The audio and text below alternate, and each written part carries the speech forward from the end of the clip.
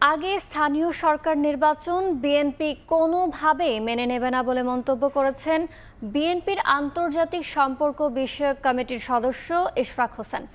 মঙ্গলবার রাজধানীর নিউমার্কেট থানা বিএনপি আয়োজিত সমাবেশে এমন মন্তব্য করেন তিনি। এ সময় তিনি আরও বলেন, স্থানীয় সরকার নির্বাচনের নামে দুর্বিসন্ধিমূলক চক্রান্ত করা হচ্ছে। প্রয়োজনীয় সংস্কার করে নির্বাচিতদের কাছে ক্ষমতা হস্তান্তর করতে হবে। দেশের বাইরে ছিলেন সাবেক ছাত্রনেতা বিএনপি এটা স্পষ্ট বলে দিতে চাই যে বিএনপি এটি কোনোভাবেই মেনে নিবে না। কোনো স্থানীয় সরকার নির্বাচন বাংলাদেশে জাতীয় নির্বাচনের আগে হবে না। স্থানীয় সরকার নির্বাচন একটি চলমান প্রক্রিয়া। আজকে সেই সেনা প্রধান যিনি এই প্রতিজ্ঞা করেছিলেন 5 তারিখে, কই সেটার প্রতিফলন তো আমরা দেখতে পাচ্ছি না।